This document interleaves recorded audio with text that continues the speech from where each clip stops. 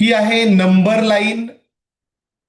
Positive आणि negative आणि zero या नंबर्सची बनलेली आहेत. नंबर लाईनच्या लेफ्ट साइडला आहेत निगेटिव्ह इंटेजर्स. निगेटिव्ह इंटेजर्स म्हणजे -1, -2, -3, -4, -8, -9, -10 अप टू इन्फायनाईट. निगेटिव्ह इंटेजरला लिमिट नाही, नो लिमिट. आणि राईट साइडला जी आहे ग्रीन पेनने लिहिली ती आहे पॉझिटिव्ह इंटेजर. पॉझिटिव्ह इंटेजर म्हणजे 1, 2, 3, 4, 5, 6, 7, 8, 9, 10 अप टू इन्फायनाईट. हे आहेत पॉझिटिव्ह इंटेजर्स. याला इंटेजर्स म्हणतोय आपण. Positive integer, negative integer. आणि सेंटरला आहे झिरो. सेंटरला कोण आहे? झिरो. आता लेफ्ट साइडला मायनस जे दिसत आहे तुम्हाला, झिरोच्या राईट साइडला व्हॅल्यू इन्क्रीज होत जाते, वाढते. तर 1 पेक्षा हा जो 2 आहे हा ग्रेटर आहे. पण लेफ्ट साइडला काय होतंय? -1 इज ग्रेटर दॅन -2. कमी कमी होत जाते व्हॅल्यू. -3 is greater than -4. लक्षात येते तुमच्या? -4 आणि -5 या दोघांमध्ये -4 हा ग्रेटर आहे. नंबर लाईनच्या राईट साइडला असलेले नंबर मोठे असतात. आता -7 आणि -6 मध्ये राईट साइडला कोण आहे? -6. याचा अर्थ -6 इज ग्रेटर दॅन -7. मग -45 आणि 0. आता -45 इकडे लेफ्ट साइडला येतोय आणि 0 हा कुठे आहे? त्याच्या राईट साइडला आहे. कोणाच्या? -45च्या. मग याचा अर्थ मोठा कोण आहे? 0. आता -44 आणि -45 दोघांमध्ये मोठा कोण आहे? -44 हा राईट साइडला आहे.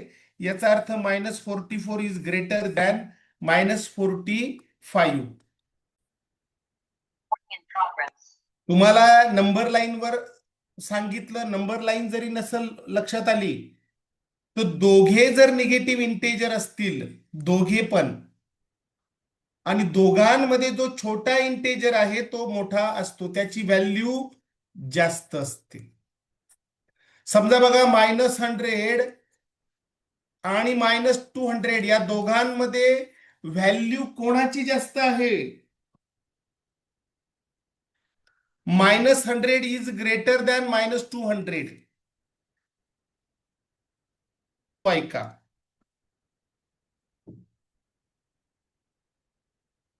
-4 आणि +4. -4 मध्ये ऍड करायचा +4. दोघांची ऍडिशन किती येईल? -4 मध्ये +4 आपण ऍड केला. नंबर लाईनवर मी तुम्हाला कॉन्सेप्ट सांगतो. -4 इथे आहे आणि +4 ऍड करायचा म्हणजे -3, -2, -1 आणि येथे आलो आपण झिरोवर आलो बघा. 1, 2, 3, 4. -4च्या राईट साइडला जे असतात ते ऍड होत जातात. आलो कुठे आपण? 1, 2, 3, 4 म्हणत झिरोवर आलो. याचा अर्थ -4 आणि +4 किती होतात? 0. नंबर लाईनवर समजून घ्या, असंही समजून घेतलं तरी चालतं. एक नंबर पॉझिटिव्ह आणि एक नंबर निगेटिव्ह असेल तर दोघांची काय होते? सबट्रॅक्शन. पण येथे तर ऍडिशन आहे, मग ऍडिशन 0 येते. -9 +8. येथे मी काही कॉन्सेप्ट सांगतो, जरा लक्षात घ्या. आता या 9 आणि 8 मध्ये मोठं कोण आहे? मी फक्त 9 आणि 8 विचारलं, -9 विचारलेला नाही. -9 विचारलेलं नाही, मी फक्त 9 आणि 8 मध्ये विचारलं. 9 आणि 8 मध्ये मोठा आहे 9. आणि तुम्हाला अगोदर सांगितलं, एक नंबर निगेटिव्ह आणि एक नंबर पॉझिटिव्ह असेल तर दोघांची सबट्रॅक्शन करायची. 9 मधून 8 गेला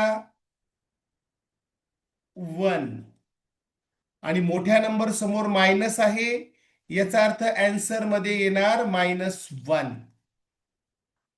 हा कॉन्सेप्ट अजून एकदा सांग, सुरुवातीला जरा नाही समजत. -24 +21, दोघांमध्ये मोठं कोण आहे मला ते तुम्ही तिथलं तिथं मला पटकन सांगायचं. चॅटबॉक्स मध्ये बोला तुम्ही. -24 आणि +21, आपण फक्त मायनसचा विचार नाही करायचा, 24 आणि 21 दोघांचा विचार करा. मायनसचा प्लसचा विचार करू नका. यामध्ये 24 मोठा आहे. मग जर 24 समोर जर मायनस असेल तर आन्सर मध्ये मायनस येणार. मोठ्या नंबर समोर जर मायनस असेल तर आन्सर मायनस मध्ये येणार. एक नंबर पॉझिटिव्ह आहे आणि एक नंबर निगेटिव्ह आहे, दोघांची काय करायची? सबट्रॅक्शन. दोघांची सबट्रॅक्शन केली, आन्सर मिळालं -3. मोठ्या नंबर मधून छोटा नंबर मायनस करा, आन्सर मिळालं -3. आता आपण काही एक्झाम्पल. मला फक्त एक सांगायचं, 13 आणि 12 या दोघांमध्ये मोठा नंबर आहे 13.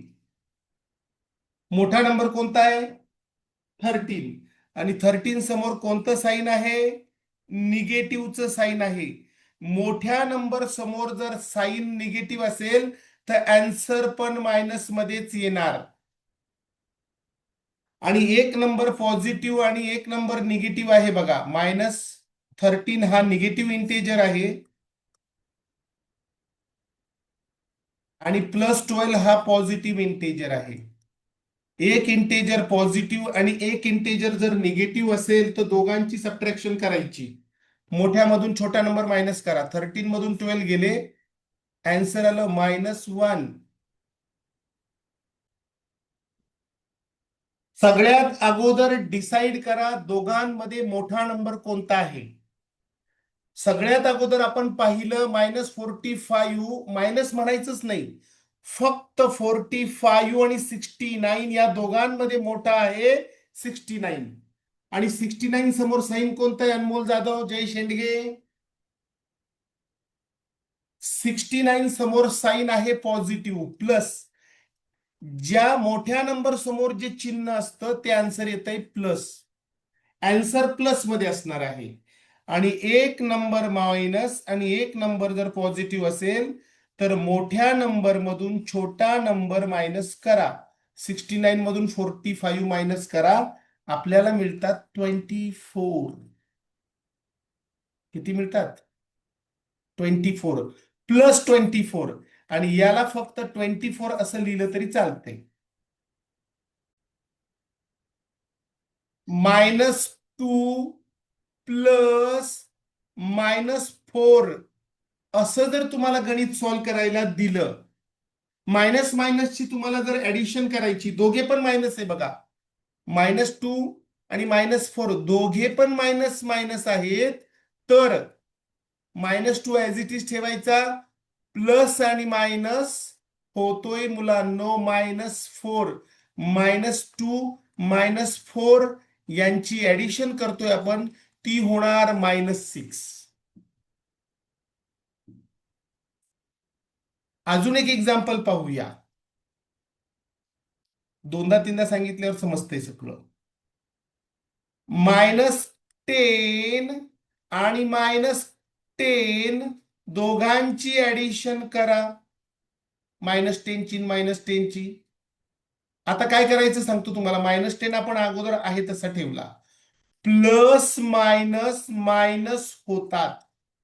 ऍडिशन करत असताना प्लस मायनस मायनस होतात. ऍडिशन करत असताना प्लस मायनस मायनस होतात. हे झाले -10. -10 -10 -20 आन्सर आपल्याला मिळालं. तुम्हाला अगोदर सांगितलं होतं -44 ऍज इट इज ठेवायचा, प्लस मायनस मायनस होतात ऍडिशन मध्ये. -22 -44 -22 -66.